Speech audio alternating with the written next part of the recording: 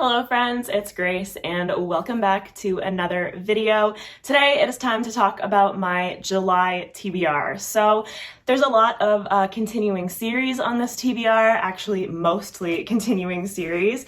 There is also a very exciting new release that I'm looking forward to getting to that is an electronic arc, so we'll talk about that, which is coincidentally also continuing a series.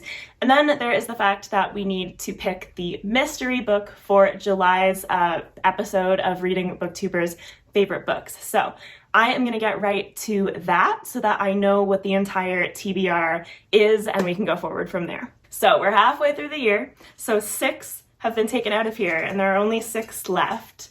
And I know that there are a couple of pretty hefty books left in here, so we'll see. July is a long month though. I mean, I'm very busy in July, but we'll see what I can do. I'll do my best. So we're gonna see what we get here. If I don't get my hand stuck. Okay. We have, oh, interesting, okay. So we have The 13th Hour by Trudy Skies, which was recommended to me by Andrew from Andrew's Wizardly Reads. So this is one that I hadn't heard of when Andrew recommended it to me.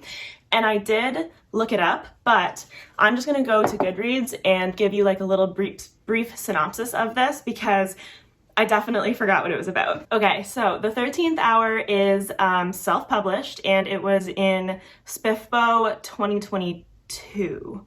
I don't exactly know how SPIFBO works in terms of dates because this was published in the fall of 2021, and so I have to assume that it fell into the right time period for SPIFBO 2022, but regardless, gaslamp fantasy featuring magical portals, gothic cosmic deities, quaint Britishisms,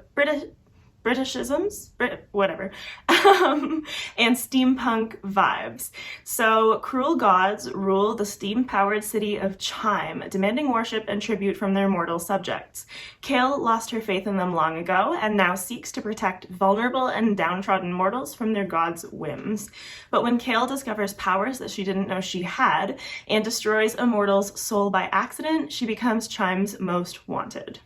Quen, second main character, Quen's job was to pursue sinners until the visions started. Haunted by foreboding images of his beloved city's destruction, Quen hunts soul-sucking creatures made of ether who prey on its citizens, and Kale is his #1 target. To ensure Chime's future, Kale and Quen must discover the truth of Kale's divine abilities before the gods take matters into their own hands.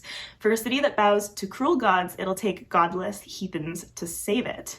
Yeah, so this does sound really interesting, and I like that this is something that is not a like subgenre fantasy that I've read a ton of. Everything will feel fresh and kind of like interesting and new just because I haven't read a ton of this, so I'm really looking forward to that. And I had always planned actually to get this on Kindle, so that is definitely what I will be doing.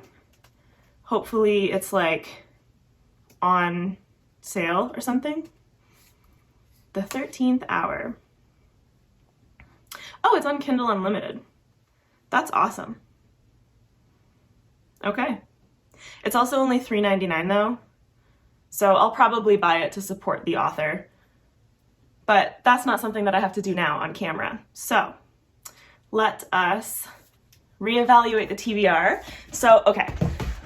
That can be our overview of The 13th Hour by Trudy Skies. So knowing that that is part of my TBR, I'm going to shoot Andrew a message. I'll have him linked down in the description as well. You should definitely follow Andrew. He reads a lot of self-pub, and it's really fun to kind of go on his channel and honestly get a lot of recommendations for books that I've never heard of in more of the mainstream fantasy sphere. And I love that there are people on BookTube doing that because, to be honest, I feel like I have kind of one foot into listening to the booktubers that read a lot of self-pub and like one foot in the other side. So I kind of try and read self-pub, but I am not nearly as well-read or as knowledgeable as a lot of these other booktubers, Andrew being like very chief among them. Okay, so the first book I'm going to talk about on the rest of my TBR is Blade of Dream by Daniel Abrahams. So Blade of Dream is the sequel to Age of Ash. So Age of Ash was the first installment in the Kithamar trilogy, Daniel Abraham's new and ongoing series, and Blade of Dream is the sequel to Age of Ash. So I love Daniel Abraham. I love the Long Price Quartet, which I am actually currently in the midst of rereading, so there will be a fair amount of Daniel Abraham representation in this TBR.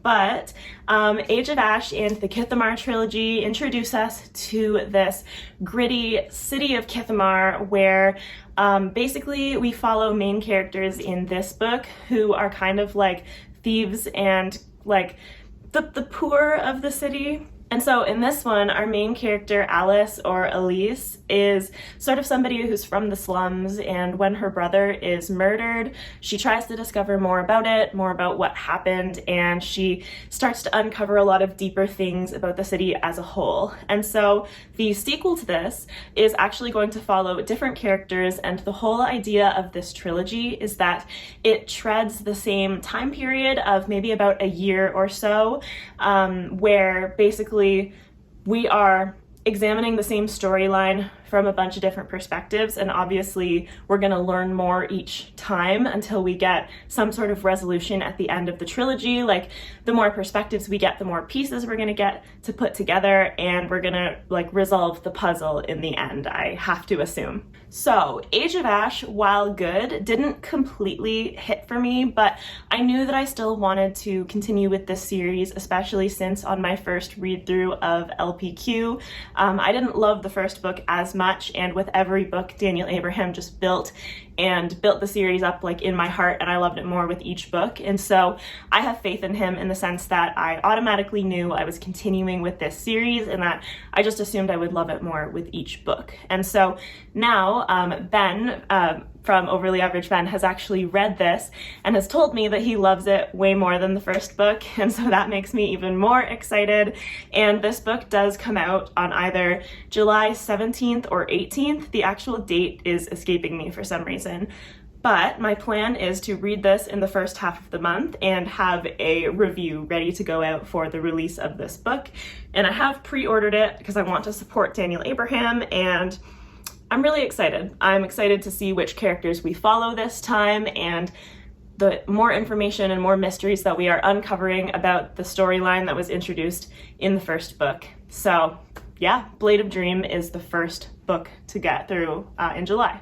Then while we're here, I may as well just continue with the Daniel Abraham. So I read A Shadow in Summer in June, which is the first book in the Long Price Quartet, and I plan on reading A Betrayal in Winter in July. And so Shadow in Summer upon reread was so phenomenal for me. Like, it wasn't my favorite of the books on the first read, but on the second read there's so much more to glean from knowing where the series goes, and there's so much nuance, and the characters are just phenomenal. And like, there truly is so much nuance that I think was kind of lost on me the first time, just because I was focused on other things. Like, I was trying to figure out the moving parts of the plot and everything, that I didn't have time to sit back and catch the full like emotional import. And this time, having more ability to do that, it was just so good. And the first time I read it, I loved Betrayal in Winter, so I'm looking forward so much to rereading this because I assume the same thing is going to happen, and even though I loved it the first time, I'm going to love it even more this time. And so I could not be more excited. This is one of my favorite series. Like, I wasn't worried about rereading it in terms of the fact that I knew it was going to hold up, but I'm so pleasantly surprised by how this reread started out, because it has already taken a step up in my heart, and I wasn't even expecting that that was possible. I should also mention that this Long Price Quartet reread is part of a sort of informal read-along that Ben and I are having on our Discord. So it's just an open discussion for each book, one book per month. And so if you're interested in that, you should definitely join the Discord that I have linked down below and check out those book discussions. And so everybody will be starting to post in the Betrayal in Winter chat soon, once July is upon us, and everybody everybody starts reading that one. Next up, we have a buddy read, which is City of Dragons by Robin Hobb. So as every month so far has been, not every month, but the past 2 months, this is the same deal where for the third book in the Rainwild Chronicles, we have Ben, Angela, Stephanie, and myself, where we buddy read this in terms of a certain chunk of chapters per day, and we like send voice messages to discuss it. And I always enjoy this method of reading the books so much. I think that all of us gain so much more from it by discussing it like that and being able to read it together at the same time and everything. So this one is actually quite a bit shorter. So I think this is only like, 425 pages long, which is, when you consider Robin Hobb, quite short for a Hobb book. And I'm excited about it because like Dragon Keeper and Dragon Haven were like as a whole awesome, and they were kind of like part of the same book that got split in half, but I loved the way that Dragon Haven wrapped up, and I'm really eager to see where we're going from here, getting more of these characters and more world building. And I know that this is people's least favorite Realm of the Elderlings series, but I still think it's pretty great. That is still probably true for me though, granted. I've loved the other series more than this one, but that's just like on a Robin Hobb scale, where even something that's for her not as good is still pretty amazing. Next up, we have another buddy read, which is Red Country by Joe Abercrombie. And so this has sort of been like an informal buddy read of the standalones with Alex from Tall Guy Reads. So we didn't read Best Served Cold together, although while I was reading it, we did discuss it with each other because we had a lot of the same thoughts on that one. And then we read The Heroes at the same time in June and loved that book. The Heroes is fantastic. And then now in July, see, we're not like really regimenting this, so it's sort of informal in the sense that we'll both kind of just read Red Country in July, like mostly sort of at the same time together as best we can, and then talk about it. And honestly, I don't really even know what Red Country is about, aside from the fact that it's like Joe Abercrombie's version of a fantasy western, and I'm really interested to see what it holds, especially because it's a lot shorter than the other standalones, and I think that this is sort of like the underrated fave. Like, I don't think this is widely acknowledged as the favorite of the standalones, but there are some people who do really love it, and I'm interested to see. Like, I don't know that anything would be able to unseat The Heroes as the favorite of like the Great Leveler trilogy for me, but you just never know. So I am really looking forward to this, just in the sense of reading more Joe Abercrombie. I don't even really need to know what it's about. Just gonna go into it and hopefully have a good time. Okay, so lastly, I have 2 books that I have put together as sort of a little summerween TBR. Summerween is sort of like a week-long readathon that I've heard about on BookTube because of following Books and Lala and Gabby Reads, but this is like, it always happens in July every year. I don't know how many years this has been running for, but Gabby Reads hosts this like readathon from this year. It's from July 7th to July 13th, I believe. And so I just thought that this sounded like so much fun. I think the idea is sort of to read like thrillers, horror, spooky stuff in the summer. They have so much cute merch that I didn't end up buying any of because I'm trying to save my wallet, but I loved it so much. There's an Instagram page for this, so I will link that in the description, and I'll also link Gabby's channel, and I think this is also hosted by someone else too, but I can't remember who it is because I don't follow them on Instagram or YouTube, but I'll definitely link Gabby because I just thought this readathon sounded like so much fun.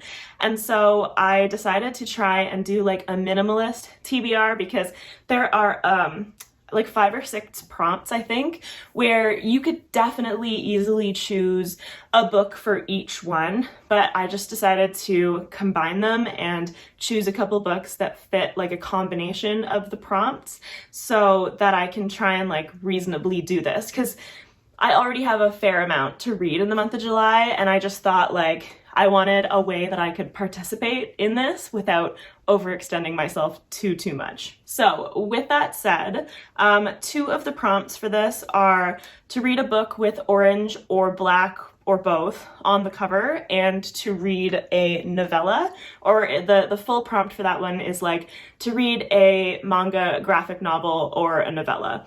And so the combination of those two prompts, the book that I chose was The Crane Husband by Kelly Barnhill, because this obviously has black on the cover, and it does have orange as well, although I suppose you could call it red, but this also is a novella. So the fact that it is a novella and is obviously short would make it a lot easier to fit in during that week.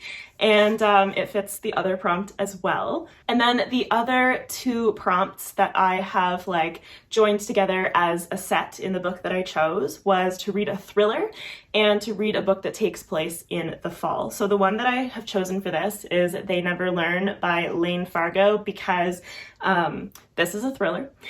And the premise of this book is that every year at a university, there is this professor that looks for like the worst man on campus and plots his murder.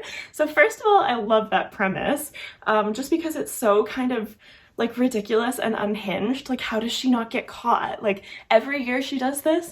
But obviously the fact that this takes place in the setting of like a new school year starting, it obviously takes place in the fall, and it is a thriller. And this could also even count for orange and black on the cover, but I decided to just split the prompts 2 and 2 just to make my like heart and brain happy with that type of symmetry. But yeah, this is not crazy long either, so I believe that I can probably read The Crane Husband and They Never Learn within that week, so that it makes me happy participating in summerween, and that's that.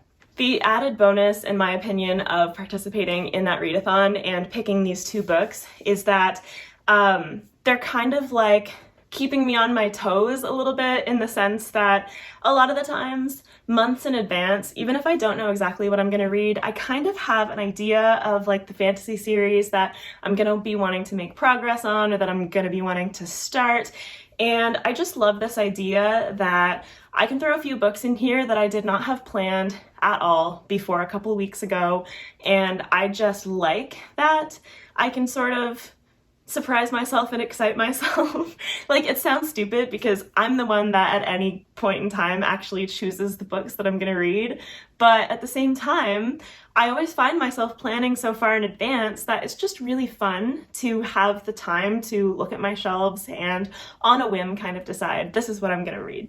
So I like that about the summerween TBR. So with that said, those are all of the books that I actively plan to get to in the month of July. So it is a fairly busy month. I think that is 7 books that I've said that I want to get to.